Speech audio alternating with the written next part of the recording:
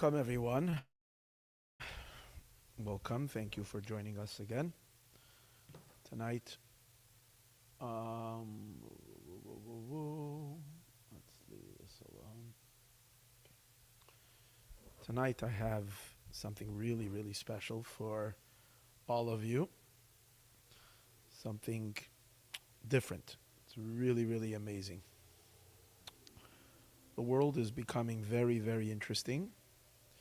Events that are happening in the world are making everybody raise their eyebrows and say, hey, perhaps Moshiach seems to be here. Mashiach seems to be like literally happening. We've seen some incredible, incredible things recently that have happened that were completely unexpected. Mashiach's coming involves the Jewish people taking possession of the land of Israel. There is millions of Arabs in the land of Israel. Palestinians were not happy to have Jews over there.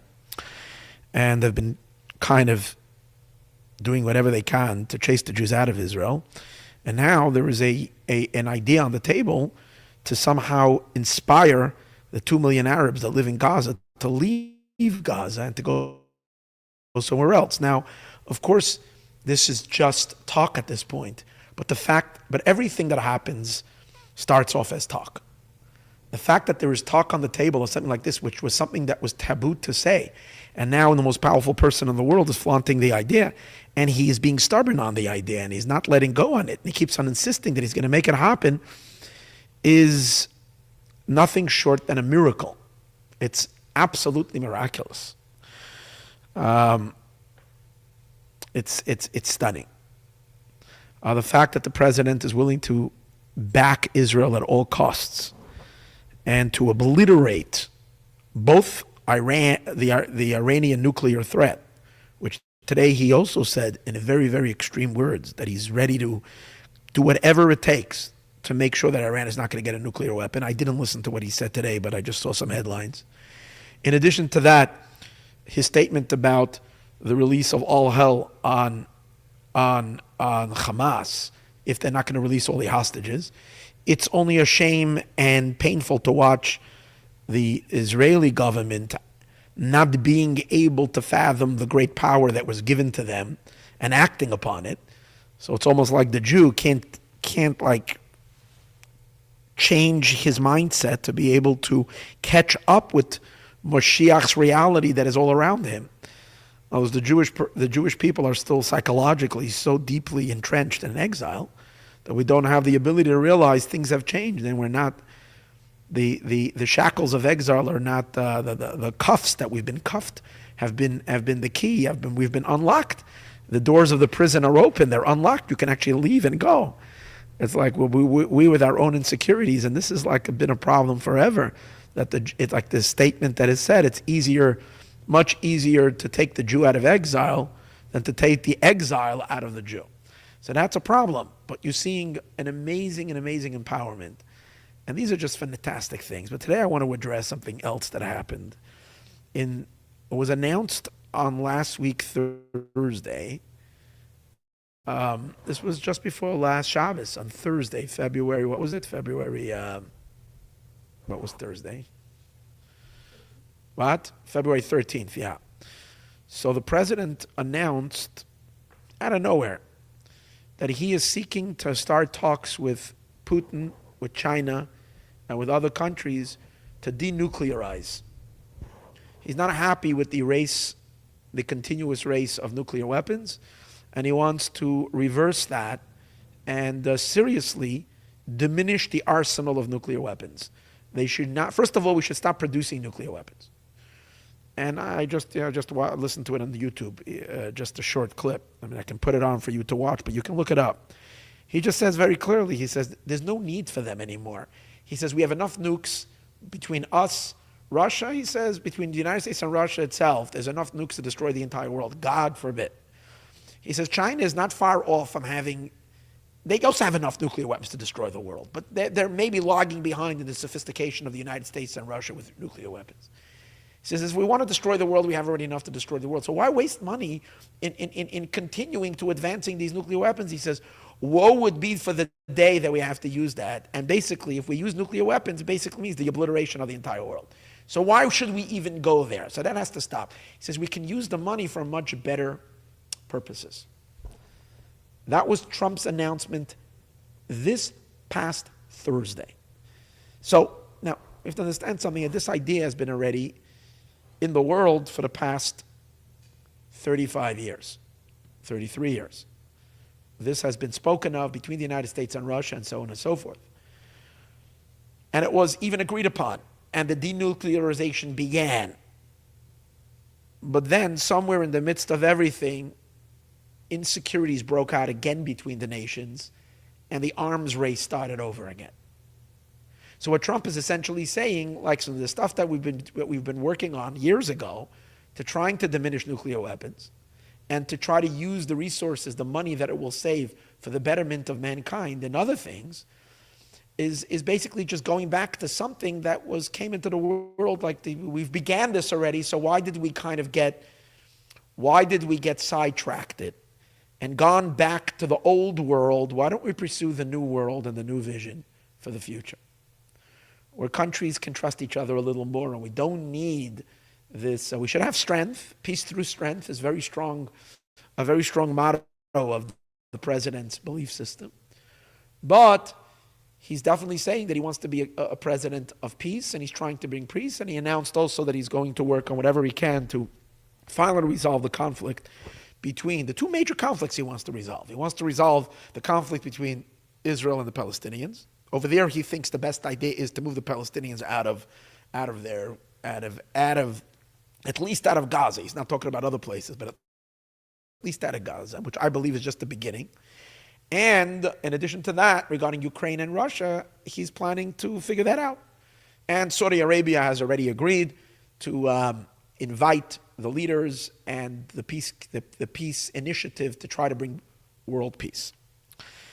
Now, it's exciting because every time we talk about world peace and we talk about the end of war and the end of bloodshed, and definitely the diminishment of these energies, the drumbeats of war and so on and so forth, diminishment of it, this is all Messianic. This is all part of the worldview of Mashiach, that lo yisa goy goy cherev, that nations will not lift a sword against each other, and the world will live in peace and harmony. However, what is really, really super exciting that I want to share with you today is that this week's Shabbos, Parshas Mishpatim, 33 years ago, the Lubavitcher Rebbe gave a stunning talk. And I spoke about this a few times over in the last couple of years. A stunning talk, but never did it have as much relevance as it has this year. And it's actually, I call it a prophecy, call it I don't think it's a prophecy, but it's more than a prophecy. It's just a deep spiritual analysis. When I say spiritual, I don't mean spiritual that it's in heaven. I just mean it's an analysis of a spiritual, godly person who is analyzing the inner state of where the world is holding. And he gave his analysis 33 years ago, and he stated exactly this, that the world is heading towards this direction. And the Rebbe then explained why it is. The Rebbe then connected a certain event, as we will see soon, the denuclearization treaty that was done in 1992, which was done between Russia and the United States and some other powerful countries. The Rebbe then clearly stated that is Mashiach, that is a Messianic event. It's an event. These are the first fruits of Mashiach in the world. Think about that. That's the world is bearing the fruits of the redemption already in 1992. And the Rebbe said it was directly influenced, that huge international conference and declaration of nations was directly influenced subconsciously by Mashiach Tzidkenu. Mashiach, which means Mashiach himself, the person Mashiach, is driving those events and changing the minds of nations. The Rebbe is also connecting it. It's that Mashiach is the one who does it, but he's doing it with the power of 3,500 years of Torah in the world. 3,500 years of godly Torah in the world, refining the world, elevating the world, and moving the human race to its ultimate state of existence, where humanity can live with each other, despite the fact that we have differences and different wants and so on and so forth. But we don't have to use war to resolve our differences. We can figure out a more mature or more adult way to figure it out. And that is the influence of the Torah on the world. The Torah takes a very rough, a very barbaric world and civilizes the world. But the culmination of that civilizing effect is Moshiach himself.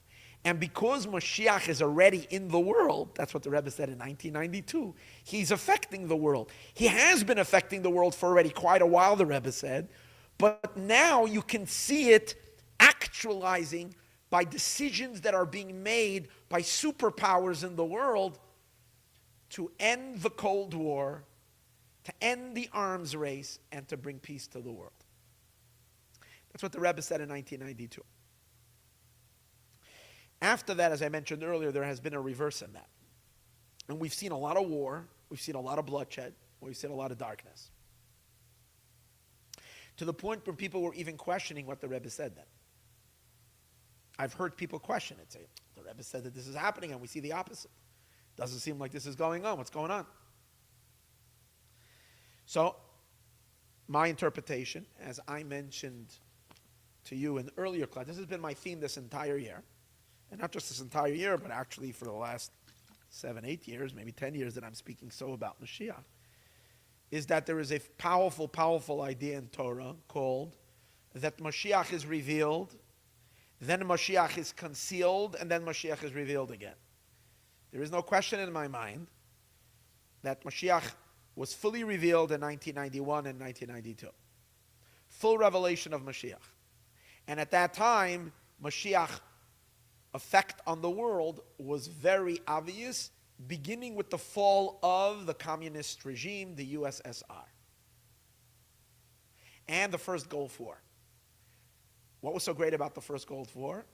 What was great about the first Gulf War was that all the nations in the world gathered together to take down a threat that was threatening the well-being of the Jewish people in the land of Israel. That means that instead of the nations in the world having been throughout all of history joining together to harm, to persecute, to annihilate the Jewish people, all the nations of the world got together for an event to subdue a maniac who had all the intentions of destroying the Jewish people, and that was Saddam Hussein in Iraq. Now, although the regular reason why they were doing it was because George Bush, at that time, called together this massive, the first George Bush, called together this massive alliance of nations because Saddam Hussein attacked Kuwait. And you might say ulterior motives were there because all the oil industry and all that was being threatened. So as a result of that, whatever the reasons were that George Bush decided to do this. But as the Rebbe is seeing it, is that basically the entire world annihilated and destroyed one of the worst enemies of the Jewish people, which was Iraq. Okay? So it was that event. The second event was the collapse of the Soviet Union, which freed 3 million Jews and took down the last fortress of exile that prevented Jews from behaving freely as Jews anywhere in the world. That was the last bastion, if you can say, of an obstacle from the nations for the Jewish people to observe Torah and mitzvot. Since then, there isn't any nation or place in the world where it's outright forbidden for a Jew to keep a mitzvah. Now, there are places that don't like Jews. And maybe it might not be the best idea to go into certain countries and wave a lulav and an esrog or wear tefillin. You might unleash some anger and you might put yourself in danger in some Arab countries for sure, or Muslim countries. But it's not an official policy to persecute an observance of Torah and mitzvahs. In Russia it was. And that was stopped. So basically, Basically, that was a major end of exile. Why did it happen? Because Moshiach was on the scene. Then, for whatever divine reason, as we discussed, as was predicted already in Midrashic sources and in many, many Jewish sources, that Mashiach will be hidden from the world for a period of time. And I even quoted to you a few weeks ago, for those of you who listened to that class, I even quoted a outright source where it says explicitly, this is by a great Kabbalist, Rebbe Itamar, from the city of Izmir. He wrote a very famous sefer called Shevet Musar, which I bought his book last week. I found it in the bookstore. And I bought the book only in B'schus that he wrote this. He doesn't write this in this book. In the book Shevet Musar, he doesn't write it. Shevet Musar is just the book that makes him valid to all even non-Hasidim, because everybody loves Musar, right? So he wrote a very extreme Musar book called Shevet Musar, and it's not a book that is like on the top shelves of everybody that learns it, but it's a very, very legitimate sefer. No one has any complaints about him, and no one calls him an apostate, and no one calls the big tzaddik so this is a legitimate Torah source, and he lived right before the Baal Shem Tov. So we're talking about someone who lived in the early 18th century, the end of the 17th century. He's a rabbi in Turkey. So he writes explicitly on this idea that Mashiach Tzidkenu will be revealed and concealed and revealed. And he says Mashiach will be, these are his words, he will reveal himself, he will die, these are his words, Yamos, he will pass away, and then he will be revealed again. So those who say, oh, that's a Christian concept, I'm telling you that it's absolutely stated in Torah as well. Now this is in addition to many sources of Arizal that says Mashiach will be elevated into Gan Eden and places. I'm not going there.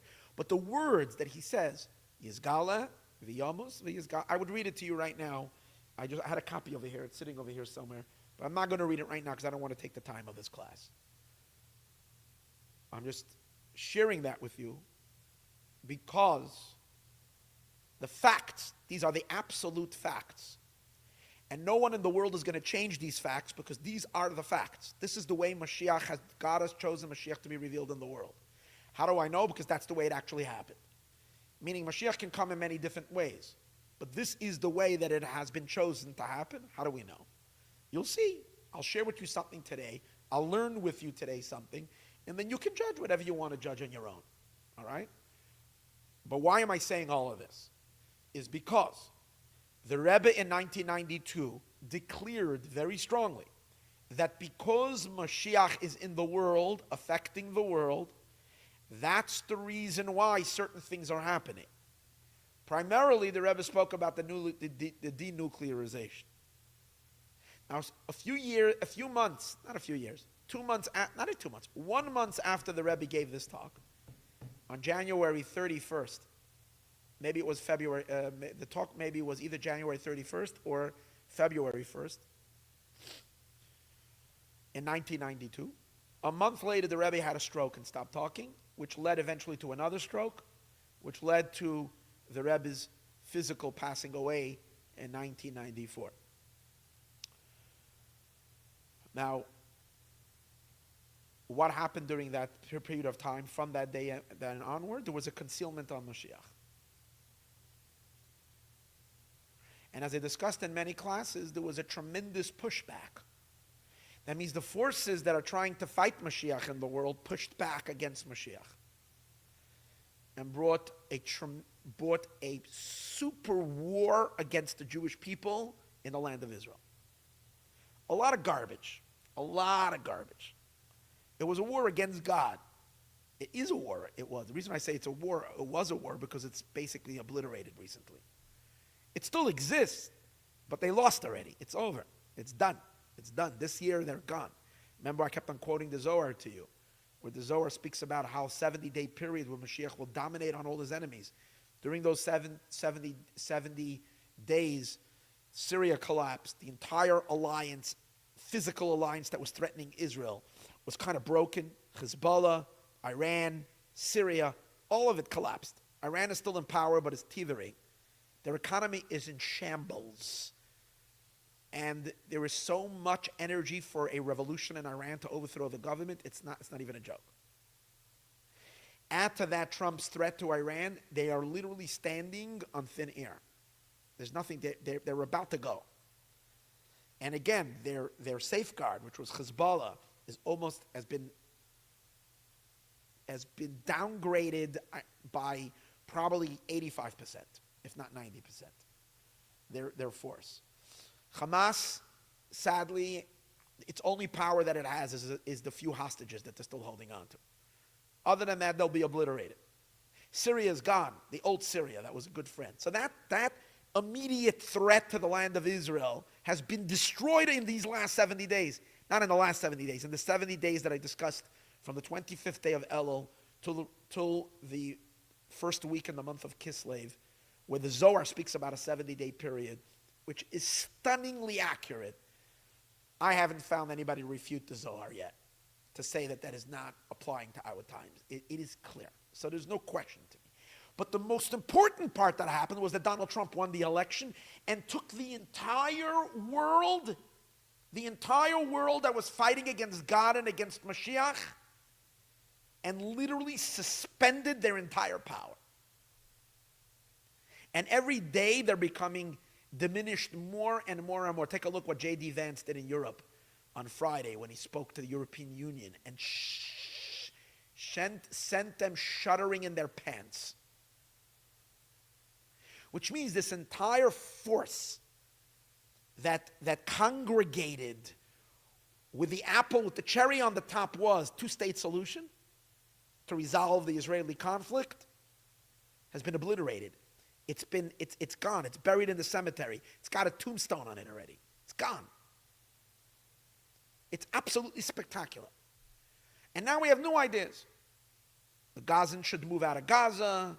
We're going to make the French Riviera over there. A whole different talk. Now again, how realistic is it? How is it going to happen? It's going to happen because we have prophecies that it's going to happen. That's why it's going to happen.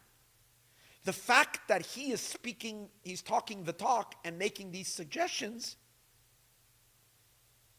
in other words, the credence I'm giving to it is not because he said so. The credence I'm giving to it is because it is meant to happen because Torah said it's going to happen. The fact that he is talking the talk that Torah is talking is beautiful. That means that the prophecies are coming to fruition. So again, what I would like to suggest to you today in today's class, Moshiach revealed himself. As a result of that, powerful events happened in the world. The most significant of them, which affects billions of people globally, the entire world, is the denuclearization. There is what affects Israel and the Jewish people, but what affects humanity as a whole is the denuclearization and taking those monies and helping nations prosper economically, financially, help them with food supply and so on and so forth. That's Moshiach. That happened in 1992. But when the wars against Mashiach came, they threw it at a spin, but you can't defeat Mashiach. And as I mentioned to you many times, Rabbeinu Bechaya, the great Jewish scholar of the times of 1,000 years ago, talks about the period of time of the concealment. There is a revelation of Mashiach. There is a concealment of Mashiach. And the point of the concealment is that the nations who want to fight Mashiach should think that they won. That's exactly what happened. So that they can come back and think that they can thwart Mashiach's plan and create their own Mashiach. A globalistic worldview that takes God out of the picture, which requires the Palestinians to hold that holy mountain, because or else God is going to take that mountain And if God takes the mountain, then their plan doesn't work. Instead, this is a mighty, mighty tug of war for the consciousness of humanity, for the direction of the world. It's incredible. But now, since everything is now spinning back again on the right axis, which really tells you that Mashiach, that we're already all sitting by the concert, Mashiach is already on stage. The curtains just have to rise and we will see him. He did step off the stage for 30 years, meaning to say, when I say step off the stage, I mean the visibility. Although even the fight, the war against him ultimately is part of the plan. Because all the evil exposes their lies, their deceptions, their theft. Take a look what's going on in America, what Doge is discovering. They're screaming that Doge should stop doing its work. Doge should stop doing its work. God forbid. They're so terrified of Elon Musk. And what is he doing? He's basically day by day revealing more and more and more of what was going on behind the scenes, where government officials were misusing, stealing, outright fraud, billions and billions of dollars. He just announced today, I think, $3.4 trillion in spending that does not say where the money went. Can you imagine that? That's the newest announcement. $3.4 trillion. This is crazy. In addition to that, there are millions and millions and millions of people collecting Social Security that are over 110 years old. Millions! I think there's like 5 million, something like that. He has a chart. And then there is like 1 point some million that are over 150 years old. Then there is even one person who's 369 years old and he's still receiving before America was founded. And he's taking Social Security. So there's this massive amount of fraud going on, of monies that are going to who knows who. And he's basically now want to stop the leak. Now imagine if all that money can now be used for righteous causes. Forget about all the garbage transgender stuff that they were funding across the entire world. So now this is important. It was important that they had free reign for all this time. Because like this, all this garbage is exposed. And I think it's becoming clearer and clearer and clearer and clearer. There are still some holdouts of decent people in the United States who still think that the old administrations and the people that were running the governments before were better than what's going on now. But I promise you, as more and more and more of this stuff is coming out, more and more people are going to become so disgusted with what's going on, and more are going to support righteousness and are going to support the current administration in cleaning up the world. So this is actually, so what I'm saying is, even though I'm saying that Moshiach was in hiding for 30 years, it doesn't mean he wasn't active. He was still pulling the strings. And even when the nations were doing things that were atrocious and trying to do things, that itself leads to their own demise and to their own bankruptcy. In other words, let them have power until they will think they're so powerful that the corruption will become so obvious that they will bury themselves in their own corruption.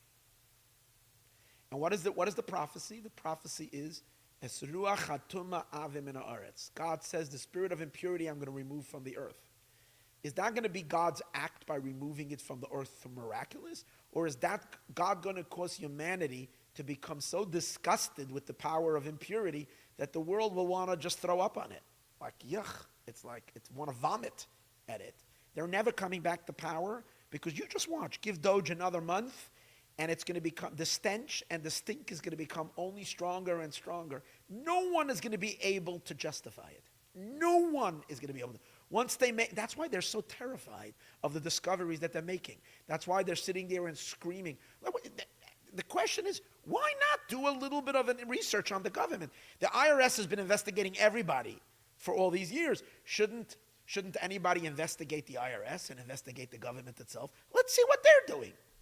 And when you start finding out what's going on, so I'm saying even that was part of the fraud, part of Mashiach flushing the world out of its darkness. But now that things have flipped back on, what happens? I'm going back to the main event that I mentioned to you earlier. President Trump announced that he is seeking denuclearization all over again. So suddenly we're standing right back to where we stood 33 years ago when the Rebbe spoke.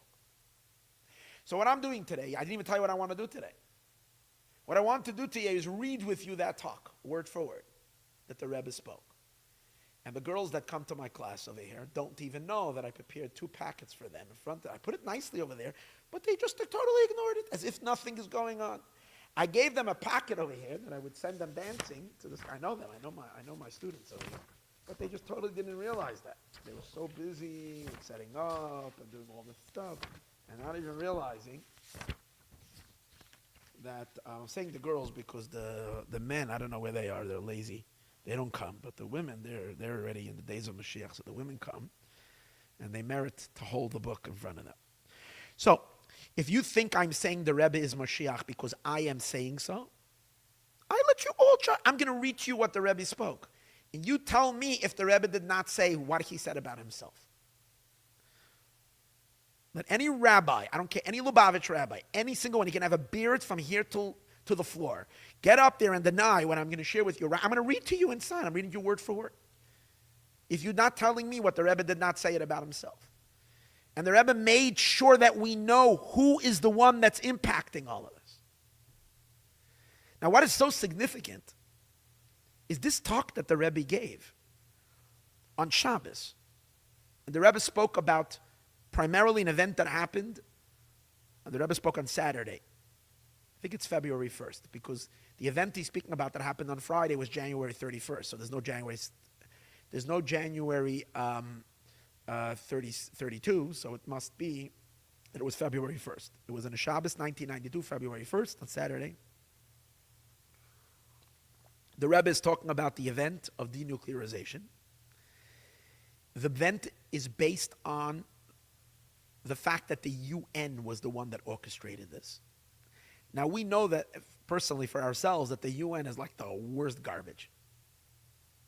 But the Rebbe, interestingly, sees the UN for what its concept is, not for what the corruption is going on over there. The Rebbe is talking about the UN in essence. The Rebbe also knew that the UN had non-stop anti-Israel resolutions. The Rebbe told Netanyahu, when you go into the new UN, you're going to a house of lies. So don't be afraid. You just speak the truth and light one little candle of one small little candle of truth is going to shine away all the lies of the UN. So the Rebbe the Rebbe was not naive thinking the UN was a group of tzaddikim. But yet, the Rebbe saw the essence of the UN was the charter to serve as an organization that was founded on the principles of leading the world to a Messianic state where there won't be any war. So that's the essence of it. The implementation is a different story. So the Rebbe talks about the UN. The Rebbe talks about the building of the UN, where it is, that it's in New York City, why it's in New York City. This event that happened on January 31st, 1992, which is going to impact the world. See, the Rebbe sees that event as a shift for all eternity. See, well, it didn't happen. They were denuclearizing for a while, but then they started the arms race again. But this is so important to realize. Truth is truth. So when you're unpeeling a certain truth, when you're revealing an essential truth, even if there's pushback, and for a moment the cloud covers up again. If there's a blue sky, the sky is blue. If you have clouds covering it, so what's going to happen? The clouds are going to be there forever. Eventually, the winds are going to blow, and you're going to get back to blue sky. The sky is blue. That's the truth. Even if you live in Seattle or in London, the sky is still blue. It's just that it happens to be. It's raining, it's this, it's that, there are clouds. These are all externalities. Move that away, and the underlying blue sky will come forth. The Rebbe is looking at the world fundamentally. He knows that we have arrived to the time of the redemption. This is the time that fundamentally humanity can get along with each other. If you'll still have a few troublemakers that are still going to come and are going to try to spray paint the world with war, to spray paint the world with anti-godly agendas, all it is a little silly spray paint. It's not going to last because spray paint doesn't last. It's superficial. So 30 years, but the 30 years are over now. And the true innate nature from beneath it is coming out, together with who? Together with Mashiach. We are going to see Mashiach very, very soon. I'm just letting everybody know there is no question. We are going to see Mashiach really, really, really, really, really, really very soon. I don't know the day, but I know it's very soon.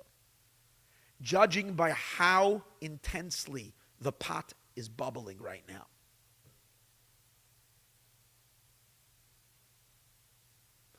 All I want to do is to be a little boy standing on a little thing pointing, like the story with the emperor without the clothes. I want to be at least one of those little boys standing there and saying, there he is. At this point, I think the only thing to fear, the only thing to cause someone to be intimidated is the fact that we're going to face Mashiach Tzidkenu any moment. But other than that, what else? So let's be true to what the Rebbe said. The Rebbe spoke. And he gave us this information for a reason, including the information about his role in all of this. It's really spectacular. So let's read it. I'm going to interchange between English and Hebrew over here.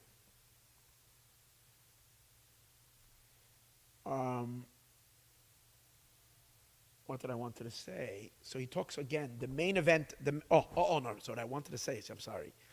I wanted to emphasize that the day the Rebbe spoke about the event that happened the day before, on that very day that the Rebbe was talking, a major meeting was taking place between George W. Bush and Boris Yeltsin, who was then the president, or whatever it was called, the premier of Russia, okay, after it collapsed. Gorbachev took it down, but then Yeltsin became the president.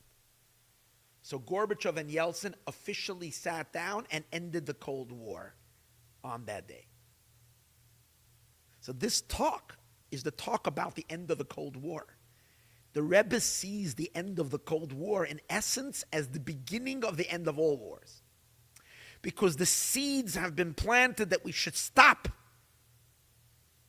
warring with nations, should stop warring with each other. Now, what's fundamental about this talk, and what is so amazing, number one, the Rebbe is going to blame it on Mashiach. That Mashiach is making the nations think this way. But on the other hand, that it's not that the nations didn't come in to Mashiach's office and have a discussion with him. Because if Mashiach is influencing the nations by directly talking to them, means that he's imposing his will upon them. If he's imposing his will upon them, then he doesn't have complete control over them. Because it's his will overriding their will. The ultimate control that Mashiach is going to have over all of humanity is that he's going to make Mashiach's will, he's going to make it the will of all the people, that it will be their will on their own. They will think of it as their own ideas. That means they will own it. That means the peace that will come will be theirs. Won't be Mashiach's peace. It will be theirs. It will be organic. It will be natural to them. If they feel Mashiach is superimposing his will, they won't like Mashiach. One day they can say, we will overthrow Mashiach. But if this is their own ideas, this is the future of the way humans think, then this is permanent, forever, and never ending. I'm not going to finish the class tonight. I'm going to do a little tonight. We're going to come back tomorrow night. We're going to learn the rest. I'm not going to finish the whole talk even tomorrow night, but I think the two talks we can cover the main part of the beginning of what I wanted to read with you. Okay. The Rebbe began his talk as follows. Yodua is known. It is well known. I'm going to read it directly from English, even though I think when I read it in Hebrew, it flows better, but I'll try to read it in English, and then we'll see how it goes. This is what I'm reading from is a translation with a phenomenal that a group did called Tut Alts. They put together, they took this particular sikha, this particular talk, and really, really did a major job on working it out. But what I'm reading is actually the words the Rebbe said. Okay, these are the actual rendition of the words the Rebbe said, and the Rebbe handed out after Shabbos the edited version. This is the edited version. I'm just reading it in English. Here we go. It is well known that all the world's events happen with divine providence and have a lesson and instructions regarding a person's divine service of their Creator. Okay, so every event that happens is happening by divine providence, and it's meant to teach us something in our service to God. That means to learn how to serve God, you don't just learn from the Torah, you also can learn it from the newspaper, from the world events. If you're trained by the Torah mind, then you know how to read the newspaper correctly. Especially in regards to major fundamental events, which are associated with large, important countries of major influence and authority throughout the entire world. So when you have events that are happening with major countries, sometimes, he says every event, even a small little event, especially when it's major events, that are happening with nations that have major influence over masses of people. Because, for instance, Rwanda and even Switzerland are countries that are nice countries, whatever, and Switzerland is a beautiful country. But what Switzerland does or doesn't do doesn't have direct repercussions on billions of people in the world. But the elections in the United States of America, the direction that this country is going, or Russia, or China, or countries like that, these are superpowers. India, these events, these things that happen in these countries do have, shift the globe. Okay? And in addition to that, the Rebbe says in parentheses, that these countries that are particularly involved in the event that we are talking about, which was the meeting that happened on that Friday in the United States, in New York City, regarding the nations coming together, as we discussed earlier. So the countries that got involved are countries that have most of the Jewish population. Russia had over 3 million Jews. The United States had way more than that. So he says in parentheses, which contain the majority of the Jewish population and establishment during exile. Two things. The majority, simply most Jews live in America, Russia, France, England. Those were the countries that participated. And in addition to that, the major Jewish establishment. Two things. Because sometimes you can have a lot of Jews, but it's not established. The infrastructure. The Jewish infrastructure are in these countries. Therefore, how much more so these events are connected to the Jewish people. The lessons and instructions derived apply to a major and fundamental matter in a person's divine service of the Creator. So therefore, he say, if it's a small event that's happening in a small place in the world, its lesson might be a minor lesson. But if it's a major event involving major nations, affecting the entire world, the lesson, of course, has to be a major lesson in our service to God. Because what we're being shown is supposed to teach us something.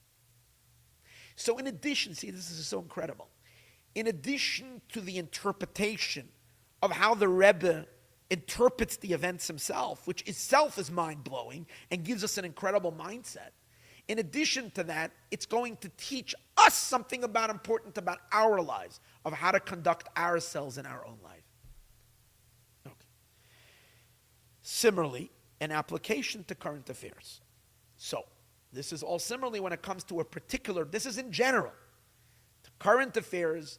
Now, it's very rare, I want to tell you something, it's very rare that the Rebbe would start a Farbrengen, not talking about the parsha, but the Rebbe basically on that week, I will put it this way.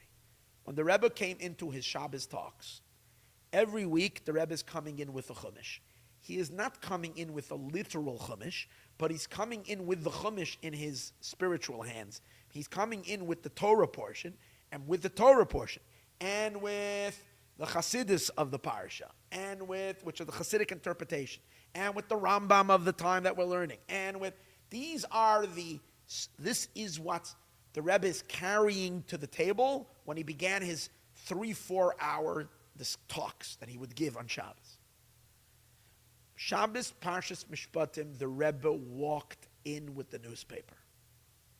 Not physically a newspaper, but it was as if the Rebbe walked in with the New York Times, sat down and said, let's read the New York Times. That is what is so astounding and so different about this talk. And the Rebbe felt it's important that we should all know this. Okay. Of most importance, now the reason why, again, what does it have to do with this week? This week is the same week, Shabbos Parshas Mishpatim, when you read the same Torah portion that was, even though now we're already February 18, 19, whatever. This Hebrew, in the Hebrew date, on the Shabbos reading, we correspond to then. Of most importance is what took place on the eve of this Shabbos. What is he referring to? So he says on footnote 5, one second. Footnote 4. The current events referred to are a meeting which took place on the preceding day of the United Nations, 26th day of Shvat, 5752, January 31st, 1992.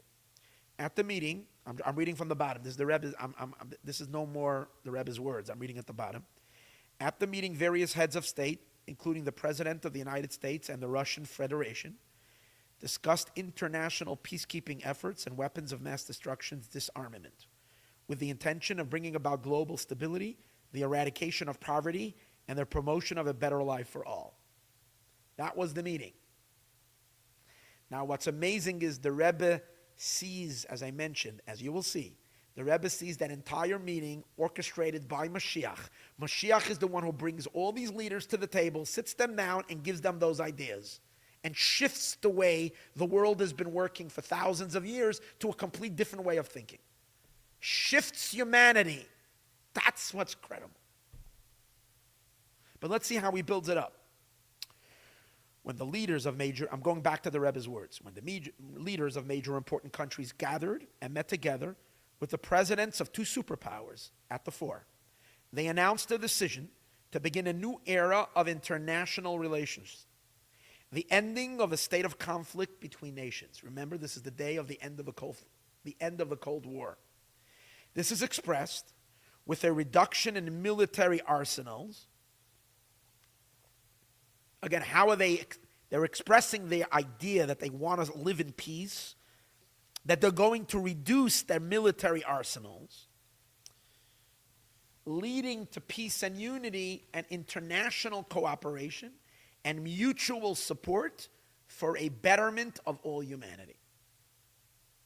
Before this occurred, with individual divine providence, again, the Rebbe is now going to point to another event that happened by divine providence. That event was also by the Bren. What is he referring to? An event that happened 3 days before, on Tuesday night. Again, this event happened on Friday. The event that he's now going to refer to is Tuesday night. So again, he's not just reading the front page of the newspaper, he's also going to page number 3. Okay, he's leafing through to the discussion of the news that happened 2-3 days ago. Headlines are always the newest news, but he's bringing us back. What does he say? The president of this country addressed the entire nation on the eve of Wednesday, Tuesday night, which is considered to be preparation before Shabbos, the beginning of the eve of Shabbos. So the Rebbe is referring to an event that happens Tuesday night, which is really Wednesday. Now the Rebbe finds it to emphasize, this is so good. This is so sweet. Again, let me tell you what he's referring to. He's referring to the State of the Union address that President George Bush gave a few days before this meeting. As we know, the president gives a State of the Union. The State of the Union happens every year. Anybody familiar? Or it happens every 2 years? I'm not sure if it's every year. But the president addresses the United States. He addresses Congress. And then, obviously, the whole country listens, in which he speaks about the progress that his administration has made and his vision for the future. That's the idea of where he wants to steer the country. That's the point of the State of the Union, the state of where the United States is standing. Okay? So on Tuesday night, George Bush spoke about... Now, what I'm saying, what's interesting, is the Rebbe emphasizes that it was Tuesday night. So since it was Tuesday night, it was already Wednesday, because Tuesday night in Hebrew, in our Torah calendar, the day starts in the eve. So Tuesday night is Wednesday. Now for the Rebbe, it's very important. Why? Because Wednesday is already the beginning of Shabbos. Because in the sages, it's called Kama Shabbos. Now, why is that so important? I'm just trying to show you how incredible it is. Because the Rebbe wants to connect this entire event with the era of time that's called Shabbos. Messianic age is Shabbos. That's why the Rebbe said it happened on Friday, which is the main event happens on a Friday, which is Erev Shabbos. The end of the Cold War officially took place on Shabbos itself. That's when they signed, Yeltsin and Bush signed and ended the Cold War, because that's what Shabbos is. Shabbos is Yom Shekule Shabbos. Shabbos is the day, Messianic time, when there won't be any more forces of evil in the world. There won't be any more bloodshed. There won't be... The reason why it's called Shabbos is because Mashbis Mazikin Min Ha'olam, all damaging forces, all demonic forces, including war, are going to be erased from the world. So, in order to show us that this is related to Mashiach, this is not just a fluke. This is not just an event that happened. Oh, something happened in the world. The UN is putting up another show. I don't know, they have to keep busy with something, so they're calling together, and they're making... No. The Rebbe is saying this is serious business. It has nothing to do with the UN doing because they're doing. This is Mashiach doing it. So that's why it came out on Shabbos. The event where all the leaders got together before Bush and Yeltsin signed that document, but the day before that, which was on a Friday, is called Erev Shabbos. Because Erev Shabbos is actually the time that Mashiach comes. Not necessarily he comes on Friday, but he comes in the Friday period of time, in the sixth millennium, in the sixth millennium, which is called Friday. And Friday is when we prepare everything for Shabbos. But even the first event, which was the State of the Union, when President Bush declared, that means this the first time it was music to the Rebbe's ears that he hears that a president is talking about denuclearization. In other words, the president already spoke about it at the State of the Union before he got together with Yeltsin. That's what they're setting up. That's what they're going to be doing. So the Rebbe says the reason it happened on Tuesday night on Wednesday is because it's already from Wednesday start Shabbos. That means it couldn't happen on Tuesday afternoon. It had to happen Tuesday night, because when do you start getting a whiff of Shabbos? When do you smell the Shabbos delicious aroma? Tuesday night. Because Wednesday is considered already the beginning of Shabbos. Because we know the last 3 days before Shabbos belong to the upcoming Shabbos. Now it's amazing. It's so stunning. He's going to connect it to the Parsha Mishpatim, to every detail and He's going to take a world event and show us from every angle how this is Messianic and how this is so accurately by divine providence and who is behind it all. I'm so excited that I don't even know how far I'm going to make it through. Let's try. We'll plow further. Which is considered to be the preparation before Shabbos, the beginning of the eve of the Shabbos. In his speech, the president, I'm going back to the Rebbe's words. In his speech, The president informed the nation and announced regarding disarmament efforts and the allocation of funds no longer budgeted for weapons procurement. I'm not such a good English reader, so please forgive me if I read something wrong. Okay, so again, since there's going to be a lot of monies that we're not going to waste for nuclear, for arms, it's going to be a lot of surplus of money. With that surplus of money, what are they going to do to improve the economy? This announcement was endorsed by the House of Representatives, one of the country's legislative bodies, which has empowerment from Torah. Delicious. What does he say?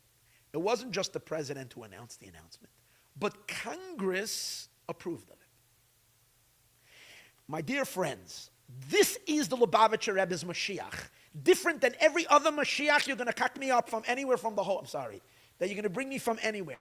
Because if you get a little bit, when you get what your understanding of this is so rich. Every other Mashiach that you're bringing me is a Mashiach who waves his wand and disregards the world and does miracles and that's so not Mashiach. That is such an immature baby approach to redemption that only people who don't have any understanding of anything of Torah would argue. It's a silly Mashiach. It's so ridiculous. Mashiach is the world evolving through thousands of years of blood and toil, of infusing godly consciousness into the world. Therefore, it must involve the structure of the world. So the Rebbe is emphasizing not just the president. It was also the legislative department of America that has power and legitimacy according to Torah. Why does it have legitimacy? Because Torah says that the legislative body of a country has power. So when that legislative power is being used in a productive, godly manner, that's Mashiach. That's the Rebbe. And that's the real Mashiach. No hocus pocus Mashiach.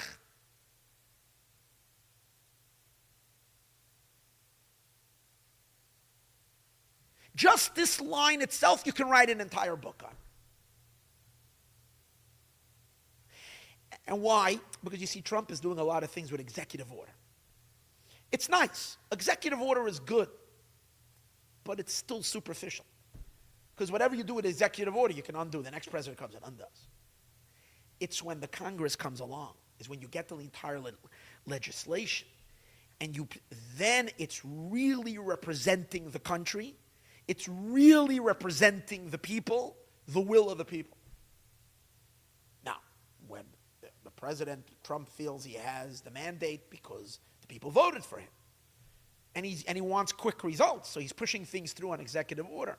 But I hope he learned from the first round, when he was president, that whatever he did with executive order was undone by Biden. And he did the same thing to Biden. Biden did executive order, he erased it. It's not of any deep consequence. So it's good. It helps things get back on track. But it's only a Band-Aid. A real repair requires Congress. It requires a more thorough fix. And to the Rebbe, it's important that the idea of denuclearization wasn't only a dreamer, George Bush, it affected all of Congress. A shift, this is what we're talking about, a shift in human thinking. Let's continue. The lesson and instruction from this event should be contemplated. The Rebbe says we should contemplate. Also, the various details of this event, including, so two things. First of all, the event itself needs to be contemplated, but also the various details of the event including its time and place, and their relationship with the meaning of this time according to Torah. So the Rebbe is not just going to analyze it based on the event itself, but he's going to look at it where it happened, when it happened, and its relationship to Torah, which means the time according to Torah, the fact that it was parsh, a certain Torah portion that we read at that time. Communicated through the weekly parsha, will be discussed and learned from below. All of this we're going to now analyze. So this is all chapter 1. This was an introduction to the talk. A big event happened. It's meant to learn something from it. It has consequence to billions of people, and we need to derive something from it for us because this is major. Let's see, what does he say? So he begins chapter 2. The lesson and instruction learned from this event applies to a general and fundamental aspect of the divine service of every Jew. What's the general? Again, so it's going to apply to a very important fundamental part of the life of every Jew. What is that? The ushering in of the era of Moshiach. See, it's gewalt. The ushering in of the era of Mashiach, according to the Rebbe, is not God's business. The ushering in of the era of Mashiach, according to the Rebbe, is not Mashiach's business only. Let me take that back. The ushering in of the era of Mashiach is not only God's business. The ushering in of the era of Mashiach is not only Mashiach's business. The ushering in of the era of Mashiach is each and every one of our business in how we serve God. When it comes time for Mashiach to come, it is each and every one of our business to help facilitate his coming. So a lot of people says, what is it? When Mashiach will come, wake me up when he comes. Rabbi Wolf, why didn't you stop? I'm trying to come to your classes. I'm trying to you to talk about something else, and all you talk about Mashiach. What do I care? You keep on telling me this, that, signs of Mashiach, signs of Mashiach. By the way, a cute sign that everybody was publishing this week, which is really fantastic, but I didn't speak about it, so I'm going to throw it in over here, because everything Mashiach has to be in this market over here. The Mayon market has to have everything Mashiach. So one of the things that the president had given an executive order was they should stop minting pennies. So there's no more pennies being minted. So go save yourself your pennies. So there is a statement in the sages that Mashiach Ein ben David ba, the son of David, will not arrive menakis, until the pruta, the penny, pruta means the smallest coin, will end from the purse. Simply everybody understood, until everybody will be so poor. That's everybody understood. There won't be any money. There will be such a financial crisis. No one will have a penny for anything. Well, that was one interpretation. Perhaps people are sending this around. No, they'll stop minting pennies. Why will they stop minting pennies? Because Mashiach's time is not a time to penny and dime. Mashiach's time is a time of affluence. We don't need pennies. Okay, nickels and dimes. The guy was asking the president during the press conference, is nickels and dimes next? And Trump laughed. But as I am seeing it, is stop with pennies. Stop being so small. It's time to go bigger. We can. The truth is, he's very cost effective. The cost that it costs to mint a penny is more than the value of the penny.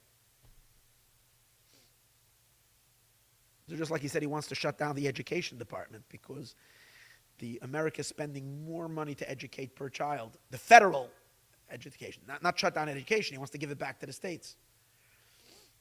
And he says because the cost that we're spending for the children, for every per child, per capita, is being done, and they're running it so miserably, so mismanaged, that we are the 40th of nations, ranked the nations on education. So, and we're spending more than any other country. So that's not a good use of money. So you better figure out how to use your money better. In other words, he wants efficiency, which makes all the sense, right? I don't know. Makes sense to me. Back to what we're learning over here is that bringing in Moshiach is the business. Oh, so now I'm talking about signs. So someone says, why are you giving me signs? It's not my business. Wake me up after Mashiach is here. It's not true. When it comes time for Mashiach to come, it becomes the major business of every single one of us. Kol Yemei, the Rebbe borrows a term from the Haggadah of Pesach. It's actually a Mishnah, but Kol Yemei Chayecha Lahavi Liyamoisa Mashiach.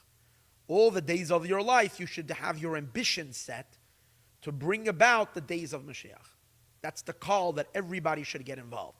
So the lesson that we're going to learn from the event that happened in 1992 on January 31st in the United Nations with all these heads of states declaring a denuclearization is something that is going to give us a lesson regarding how to get involved in bringing Mashiach.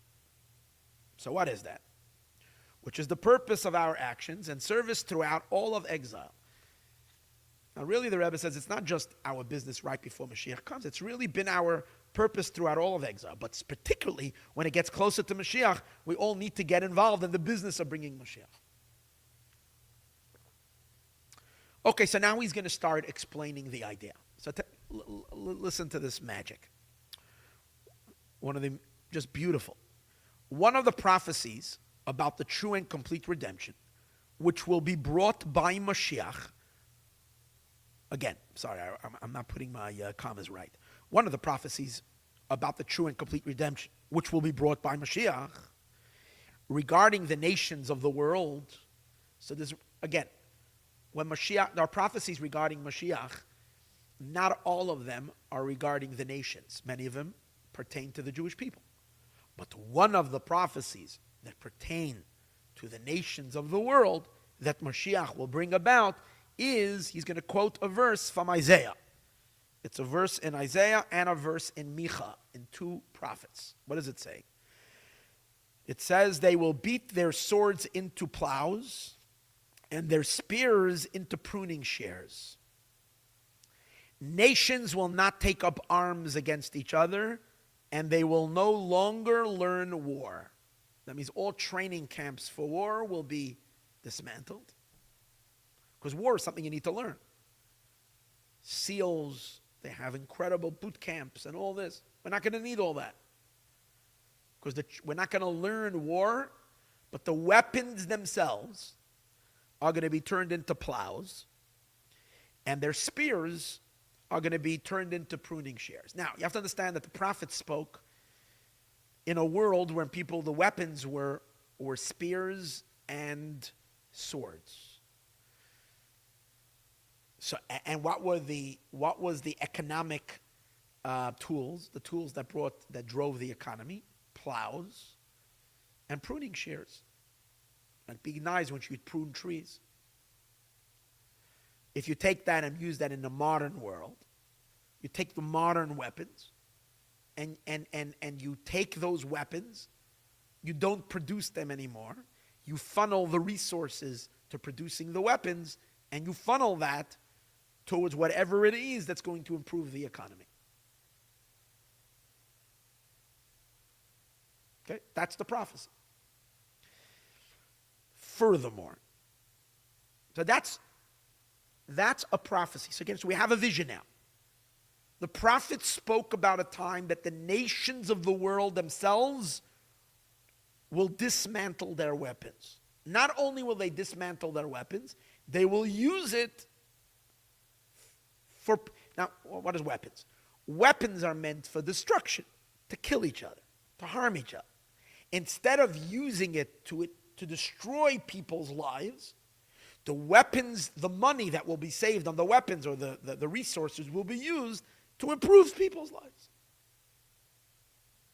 Now, so the Rebbe is going to tell us in a moment, that just happened. Now can you imagine? Why is the Rebbe so excited? The Rebbe is waiting for Mashiach every breath of his life. He finally picks up a newspaper where he reads that the top militaries in the world, the top governments in the world, the leaders of the world that have the armies, the mightiest armies, have just decided to do exactly that. the fulfillment of the prophecy. Moshiach is better. That means, the Rebbe says, that Mashiach's bell is ringing. How can you not hear Mashiach's footsteps? Soon he's going to say, as we're going to see in a moment, it's not only a sign that Mashiach is in the making, he's going to say that Mashiach himself is doing it. Why? Look what he says here. This is very special. Furthermore, this peace will be a personal accomplishment of Mashiach. I'm going to read that line one more time. This peace, the peace that we're talking about, not peace, the peace, but the peace, the shalom, the peace, is going to be a personal accomplishment of Mashiach. That means this is not just an event that happens in the era of Mashiach, but rather because God will make it happen. No. This is Mashiach himself. When I say Mashiach, we mean the person, the Messiah. Mashiach himself, his business is to make this happen. Okay, how do we know that? Maybe this is just because in the first prophecy, it doesn't say Mashiach is going to do it. It says it's going to happen in those days. Maybe it's going to happen through another way, not through Mashiach himself. So he brings a proof to that. As stated in the beginning of the same verse. That very same verse where it says they will plow their shears. They will take their weapons and turn them into plows, and their pruning and their spears into pruning shears. In the beginning of that verse it says, he will judge between the nations and reprove many nations. In the words of, I'll tell you the actual words, in Hebrew, v'shafat bein goyim, he will judge amongst the nations. V'hoichiach la'amim rabim, he will rebuke many people, many nations. So what's the relationship? What's the relationship of Mashiach judging the nations to this that the nations will decide to disarm? What's the connection? He can judge them. What's the judgment? He judges them. Why is his judging? Does it mean that where does it say in his judging them that he's going to force them to de-arm, to de-escalate their arms or to diminish their arms? What's the relationship? So the Radak, Reb David Kimchi, who is one of the great commentators of Scripture, makes the connection very clear. He says, why do people use arms for war? Why do people go to war? Because they have disagreements. And they're immature about fixing their disagreements. They can't sit down by the table. And maybe even if they do sit down by the table, they don't know how to negotiate. So they get into fights with each other. And then in the end, it's my way or whatever. And if you don't want to go my way, I'm gonna bulldoze you. And that's when the swords come out and the bloodshed begins. Because we have a dispute on that water. Who does that water belong to? I want to take the water to my fields. You want to take the water to water your fields. Well, we got oil over here. I want the oil, like with Saddam Hussein and Kuwait. He says he wants the oil. Kuwait says it's mine. So he'll come in, rumble. I've got more tanks than you. I'll grab your land. I'll grab the oil fields. Putin goes rolling into Russia, into Ukraine, because he says he wants whatever. Giving you an example. You have a disagreement. You don't want to listen. I'll kill you if you don't want to move away. I want it. But if we have a good judge that everybody can come to him to resolve their disputes, and he will have a brilliant way of being able to make everybody happy. And everybody will walk out happy. So there's no so after a while, what's the point of weapons? We can resolve all of our conflicts. We have an address. No one has to fight. And he judges fairly. That means he has no personal motives and personal interest. And therefore, abuses his power, God forbid. He is as altruistic as possible, absolutely altruistic, and absolutely selfless. And no bribery, nothing can move him.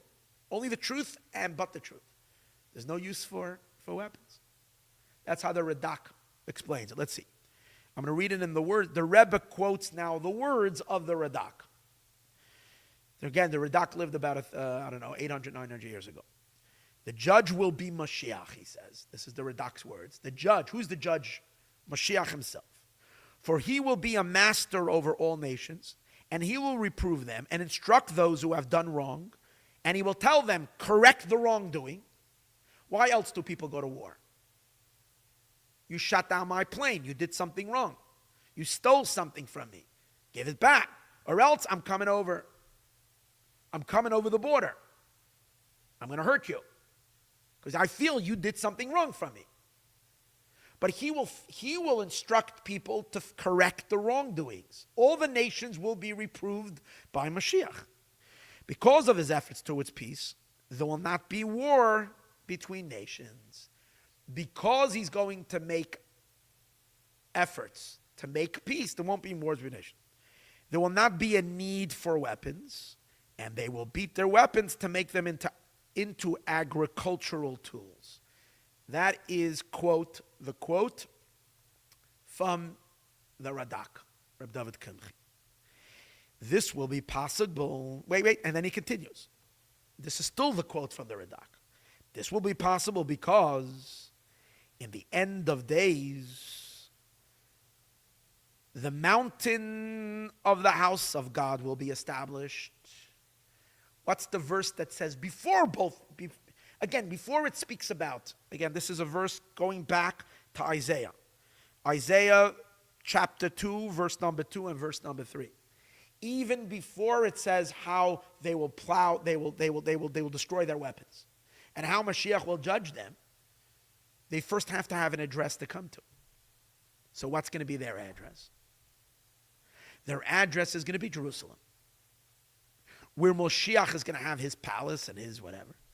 And from there, he's going to judge nations. So there won't be any need, and everybody will be judged fairly. There won't be any more need for weapons. All weapons will go out, will be removed. So that's what he brings over here. The verse says over there, in the end of days, the mountain of the house of God will be established. All the nations will stream to it. And many nations will go and proclaim, let us go and ascend to the mountain of God, to the house of God of Yaakov, and he will teach us his ways, and we will go in his path. That's the words of Isaiah. That many nations will seek to go up to Jerusalem, to the mountain of God. For Torah will issue forth from Zion, and the word of God from Jerusalem. The famous line, Ki mitzion teitzei Torah udvar Hashem Yerushalayim. It's not only Torah. Torah means instruction and direction to the nations will come from Zion. Here too, commentaries explain, the teacher is Moshiach, regarding whom we will say he will judge. In other words, who will teach Torah from Jerusalem? Mashiach. Okay. So what did the Rebbe prove? So just now the Rebbe used this to prove that the peace between nations and the disarmament of the weapons will be a direct result of Mashiach himself. Mashiach will make the nations do so. However, based on what we just learned, this all seems to be after the redemption. Why? We need the mountain of God already in Jerusalem. And we need the nations coming to Mashiach to learn from him. So we have already an explicit Mashiach who is on the mountain, who's in Jerusalem, and is teaching the world. The Rebbe, however, was talking in 1992. Jerusalem does not yet have the temple. Mashiach is not sitting on some mountaintop in Jerusalem teaching Torah to the world. So how does the Rebbe relate the 1992 event to this prophecy, which seems to be a not yet prophecy, but needs more time for when on a future time? So the Rebbe is going to explain. Of course, it didn't happen fully yet, but we're watching the beginning of it take place. We're watching nations start to behave this way. Because God is shifting their heads to think in a certain way. And why is God shifting their heads to think in a certain way?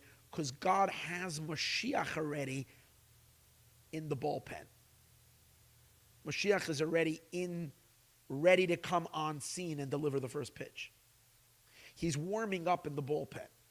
Since Mashiach is warming up in the bullpen, and he's already, not in Jerusalem, but he is already in a certain part of the world, and the nations are already sensing his vibrations, although they haven't identified him yet as Mashiach, and he's already influencing nations, as he will explain in a moment. That's the reason why the nations are beginning already to act this way. In other words, they haven't gotten rid of all their weapons. There's still a long way to go until there's no more weapons at all in the United States and China and in Russia. Obviously, we all know that. And Trump is not, even now, is not talking about taking all the weapons. Quite on the contrary, he wants to build the military. And he's creating a new system to protect America, like the Iron Dome of Israel. And we're talking about a vision. We're talking about an ideal, but it's not just an ideal that we're talking about in the way, an ideal that we want to start implementing already. That's the crack. That's the opening. That's Mashiach opening the door. He hasn't walked out completely yet, but he's opening the door. And that's exciting news, and that's important information that the Rebbe feels that every single Jew needs to know. And maybe not just Jew. Now, all of that, the Rebbe said, happened already in 1992. All I am adding right now, I'm sorry to, who am I to add anything? But I'm just trying to interpret, is the gap that seems to be between 1992 and now, again, from my own limited understanding, was a major pushback against Mashiach, which the Rebbe speaks about in different talks, is supposed to happen. And the Rebbe points, is in some ways is happening, triggering a tsunami of darkness that is coming to fight. Satan himself is going to come down from the sky to fight Mashiach. And we watched it, but thank God that pushback that pushed against Mashiach has now been thrown into the sea.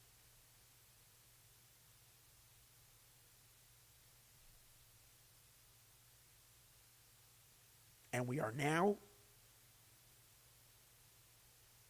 back in business.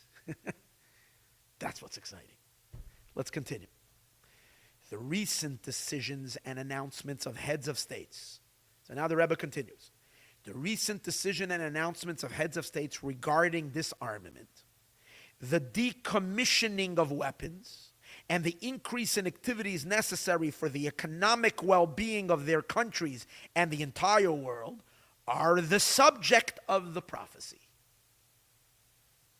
Which prophecy? They will beat their swords into plows. The Rebbe is basically saying the prophecy that was said in Isaiah back then is bearing fruits right now. The subject is the decommissioning of weapons and their use to produce implements to cultivate the earth. That's the simple meaning. Simple meaning is to take stuff to cultivate the earth, right? Or more generally, for all economic growth, as hinted to in the verse, the ground which produces bread. Interpreting the ground to be a euphemism for all economic production. These are a clear indication of the beginning of the prophecy's fulfillment through the true and complete redemption which will be brought by Moshiach. So that's point number one the Rebbe makes in the discourse. Main point is that we are watching the beginning of the fulfillment of a prophecy that needs to be done through Mashiach. Now, in the rest of the talk, he's going to begin building up. Where do you see clearly from all the elements of the event that this is the real deal? Proof that this is really Mashiach. It's not a fluke. It's not unrelated to Messiah. How do you really see that it's connected? To explain further, being that listen to these amazing words. To explain further, being that we find ourselves in the most opportune time for the arrival of Mashiach, and behold, he, King Mashiach, is arriving. We can already observe a semblance to and the beginning of Mashiach's effects on the nations. So the Rebbe is saying like this, the idea that I mentioned earlier. Since we are now in Mashiach's times, we are at the peak of times of Mashiach's arrival. And Hine Zeh Mashiach Ba, the Rebbe quotes a verse in Song of Songs where it says, Hine Zeh Ba, behold, he's coming. And the Midrash says, Hine Zeh Ba is referring to Mashiach, that we will point with our finger and say, here he is, here's Mashiach. Now let me just fill you in on a small little detail. When the Rebbe said that people will say about Mashiach, Hine Zeh Ba, this is Mashiach, and point with their finger and say this is Mashiach, the Rebbe was saying that in 1992 when in Crown Heights there was a movement where everybody was pointing to the Rebbe and saying that he's Mashiach. Everybody knows, it's not a secret, and do your research, that from November, maybe even late October, but I think from November for sure, 1992, signatures were being gathered. It was mainly orchestrated by the amazing, innocent, and I want to say, I'm looking for the word innocent, but simple and pure-faithed women who at that time decided that based on everything the Rebbe was saying, is that there needs to be a recognition of a king. Mashiach is a king. He needs to be acknowledged, recognized, and given support. So they began petitions. Thousands of people signed the petitions. The petition meant, I hereby accept Moshiach as my king, as my master. And it was particularly delivered to the Lubavitcher Rebbe, believing by thousands of people that the Rebbe is Moshiach. Every time the Rebbe received these papers, the Rebbe's answers were, Chuas, something to the effect of Chuas Chen, thank you so much, appreciate it so much, and it should continue. Va'azman garama, and the time is ripe for it. And the Rebbe would give dollars and smile and say thank you. So this was the time when the Rebbe is referring to that Mashiach is now in a state where Hine Zeh Ba, behold, he is coming. Now I'll go back inside. We can already, the beginning of Mashiach's actions highlighted in the verse, he will judge the nations and reprove many nations. They will beat their swords and into plows, are manifesting themselves by means. Oh, but how's it happen? Unlike what we said before, that the ultimate fulfillment of the prophecy, when they're going to get rid of all their weapons, is going to be when Mashiach is in Jerusalem, on the mountain of God, directly speaking and resolving the disputes of nations, and directing them, and thereby there's no use. He can be the ultimate arbitrator, and therefore there's no use for weapons. That's going to be later. How is it happening now, the Rebbe says? Meaning, the effect on the nations to do what they just did. What's causing it to happen now? It's happening a little bit in an indirect way. In that what? By means of God putting in the hearts of nations kings. That means kings, and the modern kings are the presidents. For what? As is known, the heart, and he brings a verse to that. The hearts of kings and ministers are in the hands of God. God plays with the hearts and the minds of nations, of kings. So God is putting in the mind of nations to decide together and announce to beat their swords into plows. So he's saying, if God is doing it, why couldn't God do that 1,000 years ago? And we would have saved the Holocaust. We would have saved 2 world wars. We would have saved all the bloodshed of the Middle and the Dark Ages. The answer is, it wasn't the time of Mashiach. This change of the hearts of people is going to happen in Mashiach's times. So why is God doing it now? Is because now Mashiach is present. And that's why God is beginning to turn the dials, in a sense, to manipulate the hearts. I don't want to call it manipulation because It's not so much a manipulation, it's more a maturity that happens in the minds of people. Although the Rebbe is specifically going to say that the nations in the world would never have come to such conclusions on their own, because for thousands of years they never thought that way, even though it makes perfect sense. Why can't we stop fighting and figure it out? The Rebbe says it makes perfect sense, but yet no one thought that. And the reason is because it's Torah that makes it make sense. It's God's wisdom that makes it make sense. And the Torah has to take effect in the world. Just like when you try to light a fire and on a piece of wood, it takes a while till the fire catches on, until the wood burns on its own. So over here, God has to hold, the Jewish people had to hold the flame of the Torah to the wood. What's the wood? The wood is the world, human consciousness. And hold it to it for 3,500 years. We had to hold the fire until the wood catches on. What's the wood? The wood is the world starts to think like the Torah wants it to think. And what does the Torah want the world to think? In a Mashiach, in a Mashiach way. So the words the Rebbe is using is that God is influencing the leaders of the nations to behave in a certain way. The reason this decision and announcement is taking place specifically now is due to the special connection of this time with the true and complete redemption brought by Mashiach.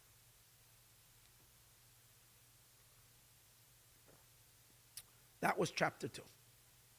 So the Rebbe is clearly saying that this event is a prophecy, and because Mashiach is now reaching his peak of revelation to the world, meaning the peak of Mashiach's debut into the world, revelation in the world, for that reason we're watching the world already synchronize with Mashiach's times. Can we do one more chapter? One more chapter tonight, and tomorrow we'll finish. Okay. V'yesh lo hosef. Now he's going, in the next piece, he's going to connect it with time and place. In other words, according to the Rebbe's in general take, one of the clues we get from God to be able to know the significance of an event is to read into the time that it happened and the place where it happened. Because time and space tell us a lot about the nature of something, because the nature of the world is time and space. So when we look at time and space, but from the perspective of Torah, then we'll get the right analysis of what's taking place. So he continues. We can add that the connection between this event and the beginning of Mashiach's accomplishments is also emphasized in the details of this event. The time and place of the decision and announcement to beat swords into plows. Where did it happen? And when did it happen? So he starts with place. And we'll go to time in a moment. I started telling you about time, that it happened on Friday. But the Rebbe is going to connect it to which month it happened. The month of Shvat.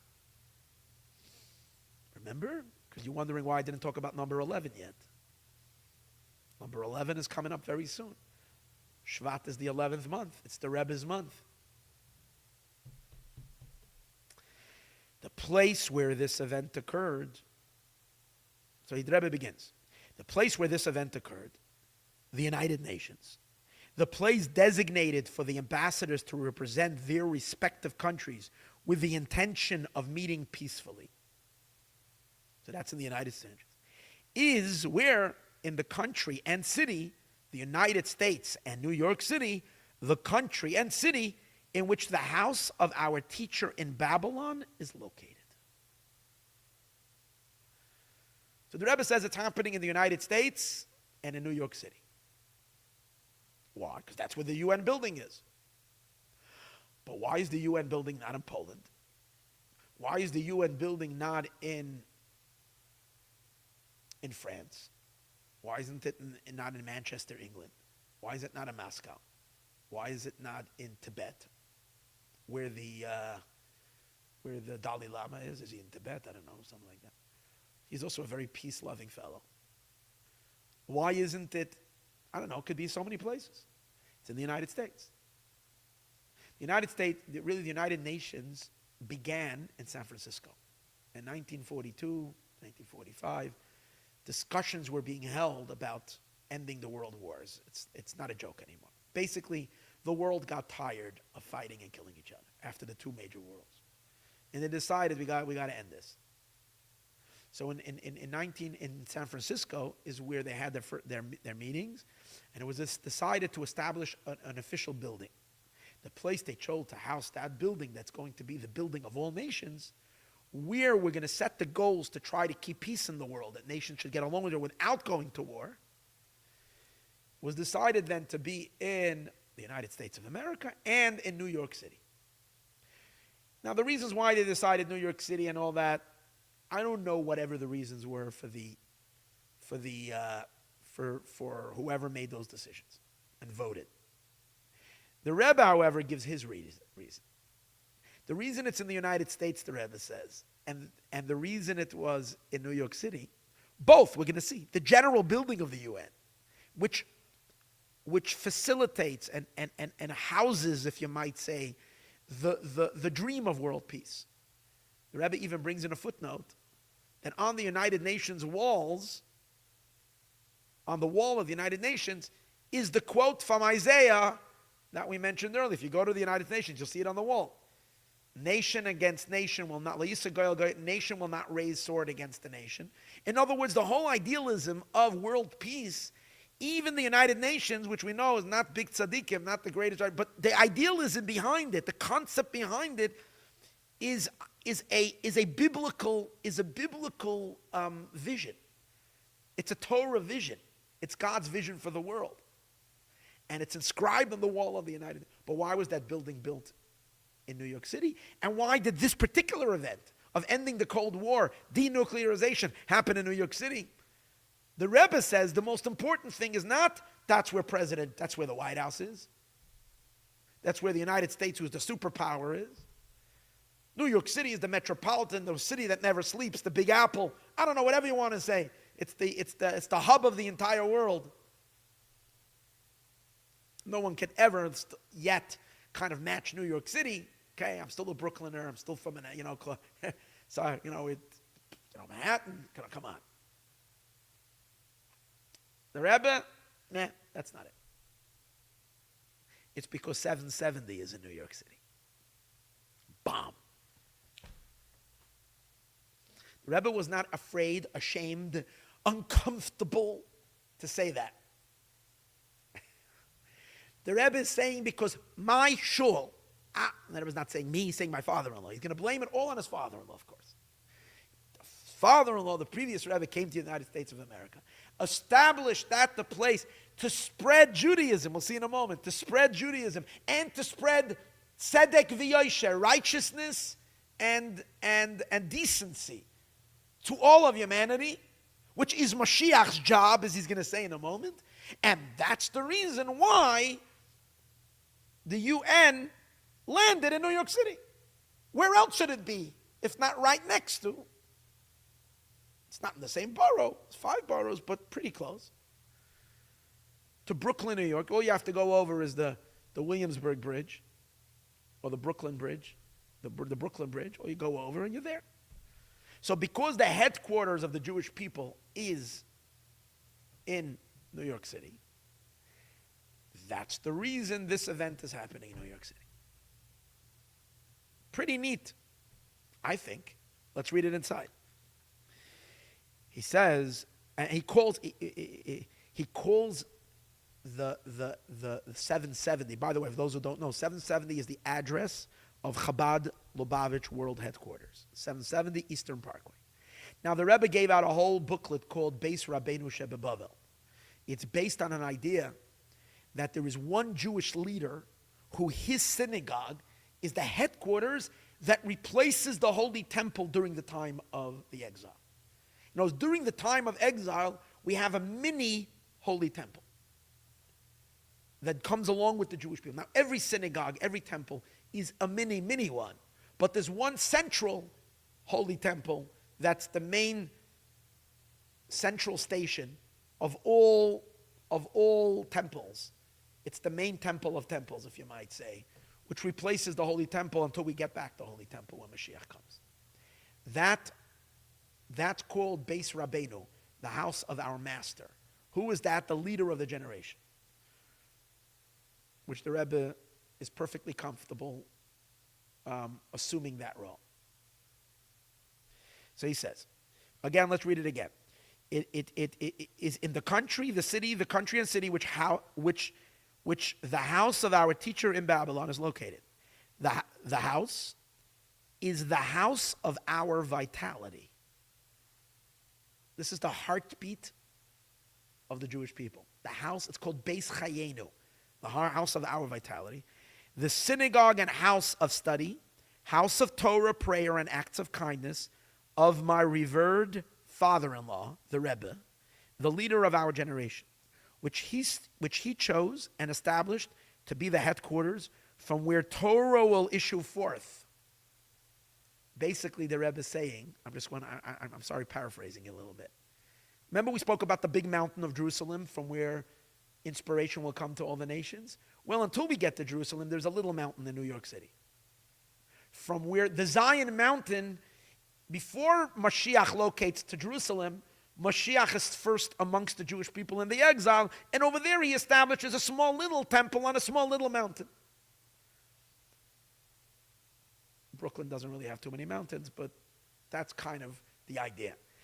That's where Kimitzion Teitzei Torah. That's where Torah goes forth. From it, Torah and the well springs of Hasidus are spread outward to all parts of the world until Mashiach will be brought. Indeed, Mashiach will come when your well springs of Hasidus will be spread outward. Happens to be that not only Torah and good deeds come from that place, but the most important part of Torah, which are the teachings of Hasidus, which is what's directly going to bring Mashiach. That's the headquarters for Hasidus. Then will be the fulfillment of the prophecy where they will beat their swords into plows. In other words, when Mashiach will come, we'll have the full prophecy. Now, the house that is the most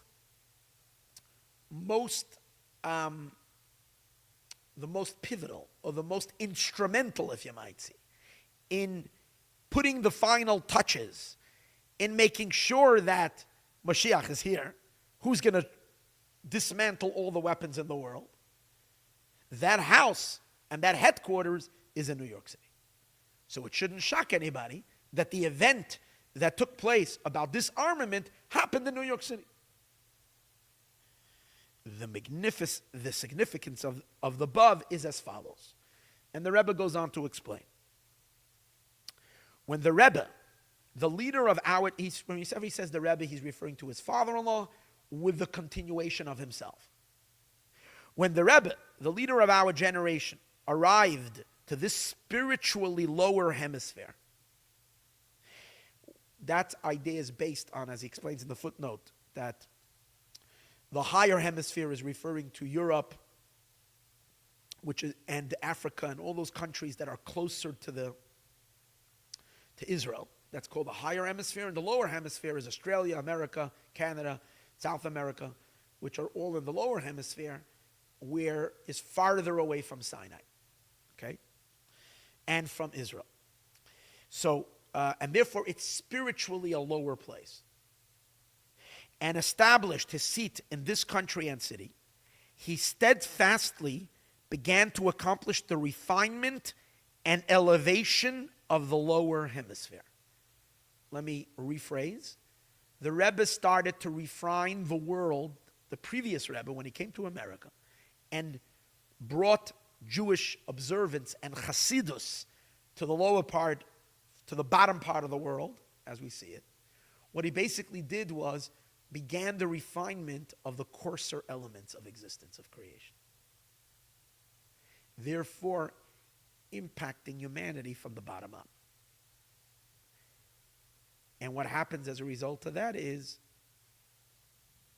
that the entire world changes. Okay? Refinement and elevation of the lower hemisphere. To draw down the revelation of the giving of the Torah, which was in the spiritually upper hemisphere.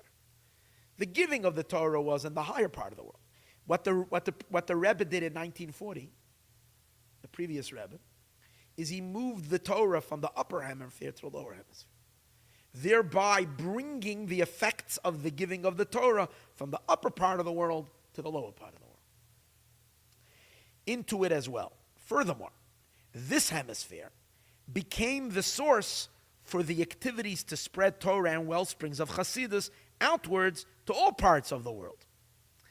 So it's even more. Not only did he make that the lower hemisphere should also benefit from the Torah, but even more than that, he took the headquarters of Judaism and moved it to the lower hemisphere.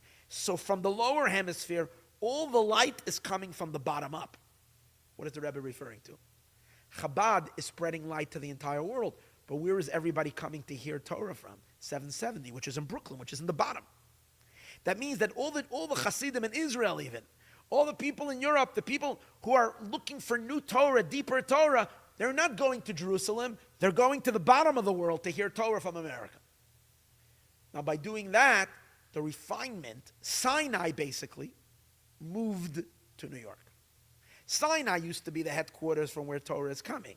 Now Sinai moved to the bottom, and because Torah is God didn't give the Torah only once. He's continuing to give the Torah.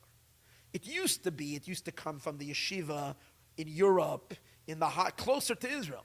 Now the mouth of God moved to the lower part of the world, and from the bottom up, it's disseminating, as we once discussed already. These efforts are accomplished by the emissaries. Now the Rebbe says, okay, so the Rebbe and the previous Rebbe, and then continuation with the Rebbe, is affecting the spreading of godliness from the bottom up. But through who and by who? Through the emissaries, which he sent to even the farthest corners of the globe in order to spread Torah and Judaism amongst the Jewish people. So who are the people who are carrying it out? Those are the Chabad rabbis across the world. Including and especially focusing on those who live amongst the nations of the world, speak their language, and outwardly act like them. That means, so amazing. The Rebbe sees the Jews who are most assimilated as the Jews who have the most impact on the world. You realize something? The Chabad shluchim, the Chabad rabbis, are mostly meant to educate, not the Jews that are religious already. For that you have Jewish institutions, a dime a dozen. The Chabad rabbis are going to the unaffiliated, which are the Jews are the most assimilated into the nations. Now, when you get those Jews who are the most assimilated in the nations to do mitzvahs, you affect the nations of the world much more because they are part of the nations. And once they've embedded themselves in the nations and they do mitzvahs, it's impacting the Gentiles even more than if a rabbi who is very segregated does a mitzvah. It's huge. He says the people who follow the styles of every country and become like kind of almost assimilated completely into the nations, and when they start coming back to Judaism and do mitzvahs, it has even double-fold impact on the nations where they are to refine even the Gentiles in those places, to become more godly sensitive. Additionally, and also primary, the emissaries also spread the positive ideals of justice and morals among the nations of the world. The Rebbe says the shluchim are not only being sent to the Jews, they're being sent to the non-Jews as well. And the Rebbe says this is also of primary significance and importance of part of this rectification. It's not only to get Jews to keep mitzvahs, but to directly speak to the non-Jews that they should start keeping the 7 Noahide laws. By encouraging the observance of the 7 Noahide laws, which has been particularly stressed in recent years as we progress towards the era of Mashiach, the time when then I will transform the nations to collectively call in the name of God with a clear language and to serve Him as one unit. As it is a verse that's the verse in Tzafania, that God says, I will transform the nations. How do you transform the nations? The nations will keep the 7 Noahide laws. So the Rebbe says, it's a prophecy of the future. But the Chabad emissaries are engaged in that already currently now. The Jews never did that. The Jews were always terrified to speak to the nations to keep anything. As long as the nations let us alone, we were happy. The Rebbe was the first one who came and said, let's start talking to the nations. Okay. So now, again, this is all to explain the significance of the house that's in New York City. Because from there is where this light comes forward to affect the world. Now, one of the important things the Rebbe is going to mention over here is all of this disarmament would not be possible without Russia being a participant. If Russia would not participate, then America could not stop the nuclear war. Because as long as Russia was still a danger, a major danger, you got to keep America to always have the edge. So we're going to have constantly this war going.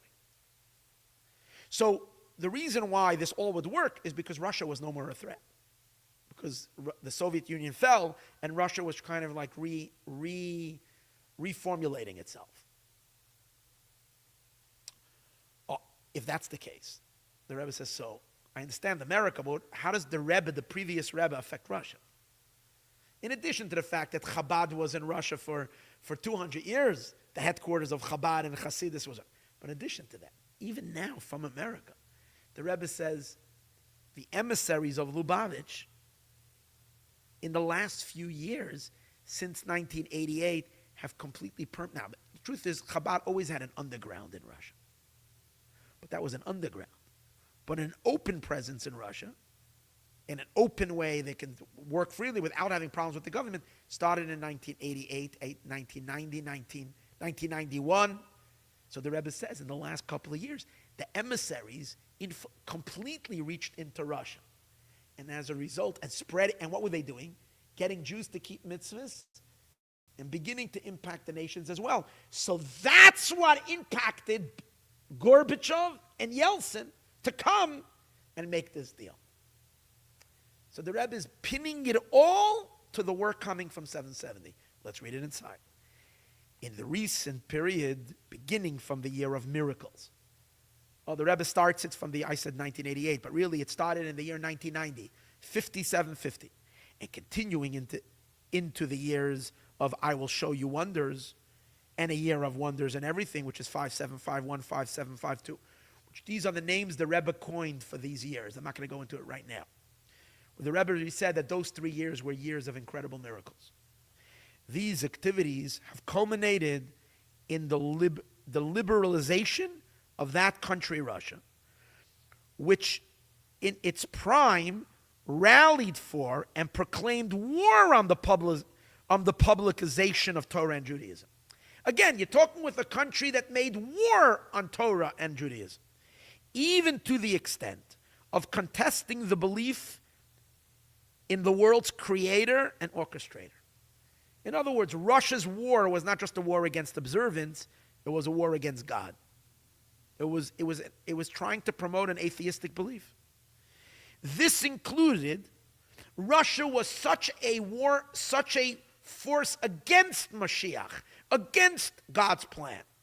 So much so, and he says in the parentheses, this included the imprisonment of my revered father-in-law, the Rebbe, the leader of our generation, and his following, and his following of, I guess, imprisoning them too, and his following and resulting departure from the borders of the country. In other words, because they imprisoned him, it's almost like they forced him out of Russia. In spite of that country's policies, the efforts of our generation's leaders, emissaries, to secretly spread Torah and Judaism with real self-sacrifice continue. So what happened during the time that Russia was trying to bully all its Jewish citizens? Chabad went underground and continued with self-sacrifice to spread Torah and mitzvahs even in Russia. Recently, the government's decree was repealed, allowing the efforts to publicize Torah and Judaism to continue with greater strength and power due to the ability to be visible and public. So again,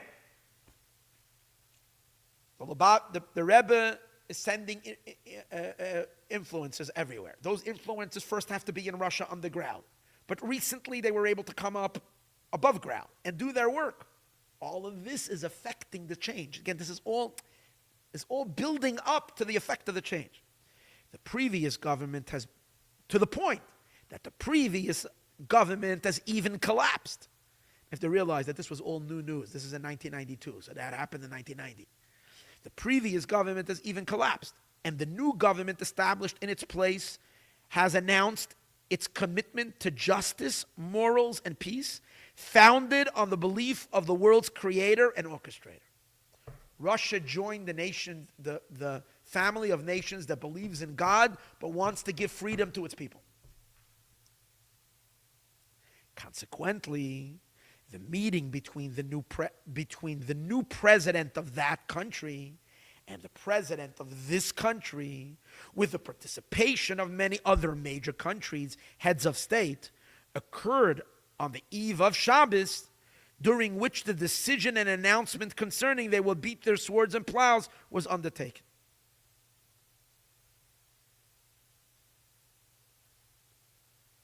And so where did it happen? In the city. It can be suggested. I'm sorry, I made a mistake. I didn't read this last paragraph correctly. The Rebbe say, as a result of everything that we mentioned earlier. See how the Rebbe looks at things much deeper than we think. Okay, there's a change, political winds were blowing. The Rebbe said, let's understand something. Because the fight for the survival of Judaism continued underground, eventually this evil collapsed. Judaism was able to come out and intensify its efforts, which has an influence to good, to influence the world, which resulted finally that the president of that country came to the United States, came to New York City to participate in this conference that happened on this Friday. So now he concludes and he says as follows: it can be suggested that the occurrence of the summit and the resulting decision and announcement in the city of my revered father-in-law, the Rebbe, the leader of our generation, in which the world's heads states gathered, including this country's president, who needed to travel here from the capital. The Rebbe is emphasizing that even the United States president did not meet in Washington. These did not. President Bush had to travel also to New York City. They all had to come to the Rebbe's city, because here is where Moshiach is dictating to the nations of the world. So the Rebbe wasn't going to have it that this should happen in Washington. It doesn't belong in Washington. This has to happen in New York City, because 770 is not in Washington. 770 is in New York City. Hints that everything occurred as an outcome of the efforts to spread Torah and Judaism, justice and morals throughout the world, accomplished in the past and presently by the leader of the generation, the Moshiach of the generation. So the Rebbe is saying, my father-in-law, continuation with me, is the Mashiach of the generation, who is now doing the work of Mashiach. As a result of completing the efforts in all of the above tasks, the world has even been made ready and prepared for the beginning of Mashiach's effort to judge the nations and reprove many nations, as they will beat the swords into plows. In other words, the results of all this effort had prepared the world to be ready for Mashiach to now start doing his effect on the nations, that the nations should change their course of action to take their plowshares, their weapons, and turn them into plows. Now, in footnote 30, this is very important. Although the simple reason for the meeting's location is because the permanent meeting place of countries, ambassadors, is because the permanent meeting place of countries' ambassadors was originally established in a city that is not any country's capital.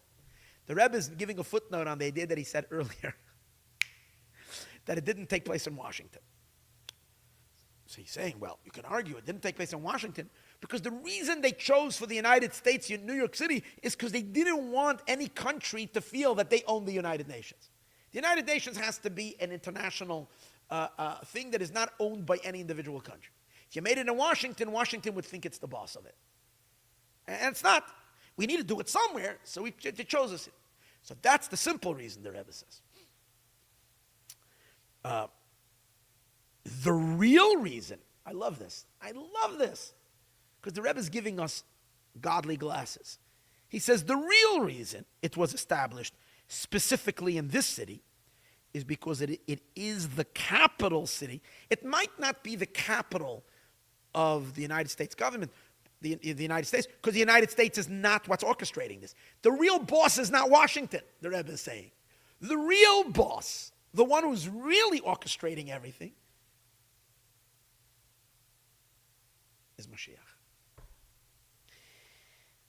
It is because it is the capital city of the rabbis who are referred to as kings. Man Malki Rabbanan. Which rabbis? He says. The Rebbe spells it out. Again, these footnotes the Rebbe himself wrote. Or it was said in the talk and then they added it in the footnotes and the Rebbe edited it. My revered father-in-law, the Rebbe, the leader of our generation. That's the real reason it was made over here.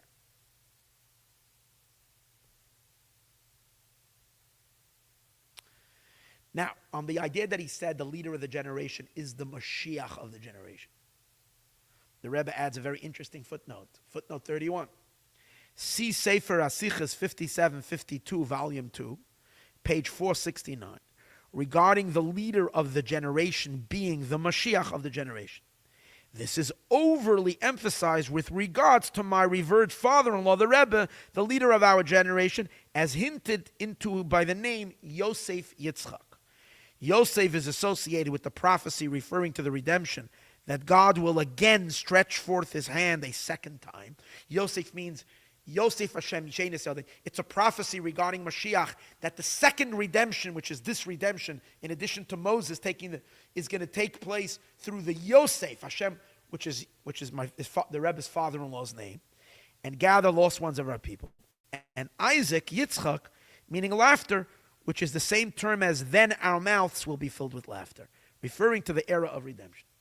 So the Rebbe says, so therefore it's clear, my father-in-law, his name was Yosef Yitzchak, is the Mashiach of the generation. Okay, so now we continue. We're almost done. V'gam. We're almost done chapter 3, so then we'll leave the rest for tomorrow. That is in regards to the place of where it happened. Oh, no, there's another very important footnote. Footnote 32. He brought the verse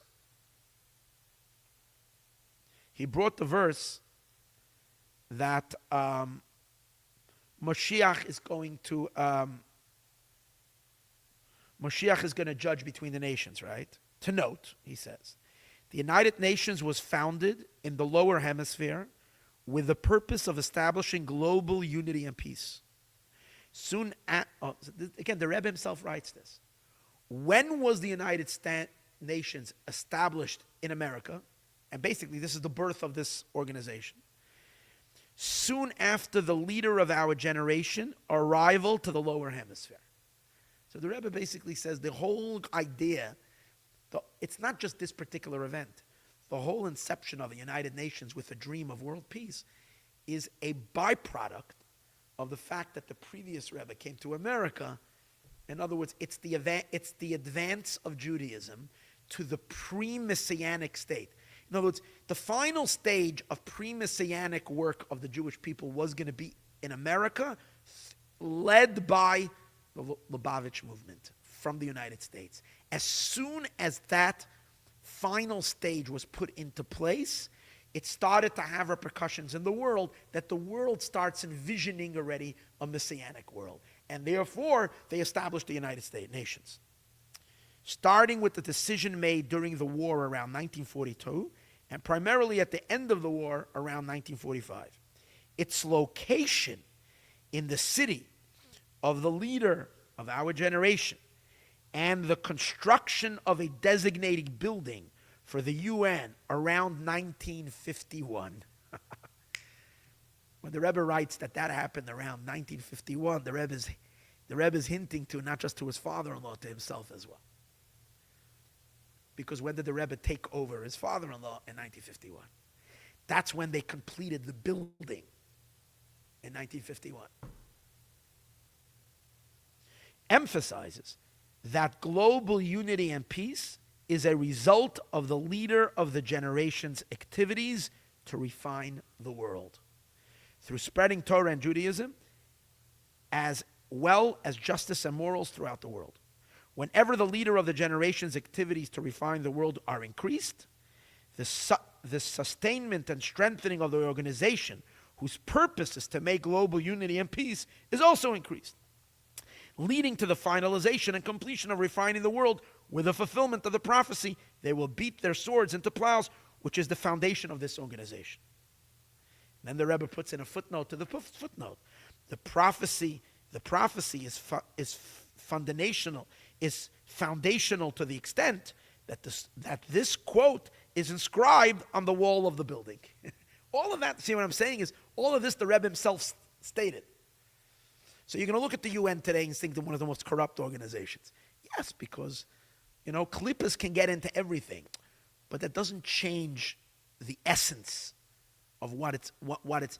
And once it's going to be clean, just like they're going to clean up the State Department, they clean up a lot of the garbage, can clean that place up too. And the organization will stay. There's no reason for it to be dismantled. We don't need a new organization. We just have to kick out some really wicked people from there. But the ideals behind it, the backbone of it, is not only kosher, it's ideal. Also, how long are we? 2:06 already. Should we finish here or should we continue with the time? I'm scared if I go into this last part, it's gonna make this class way too long and no one is gonna listen to it. So I think I'm gonna stop here. Tomorrow we're gonna continue with, he's going to connect it to the time that it happened, and then he's going to connect it incredibly with the parsha. And then we'll understand so amazingly why it's so amazing that Trump just came up with this last week. He suddenly starts talking the same thing. It is so astounding that, and let's not forget that Donald Trump went to visit the Rebbe before he was elected.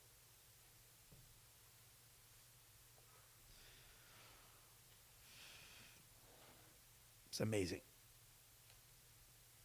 Come back tomorrow night. We're going to complete probably another 2 hours. But it's worth, because these are the words of coming from above. This is not, I'm just trying to,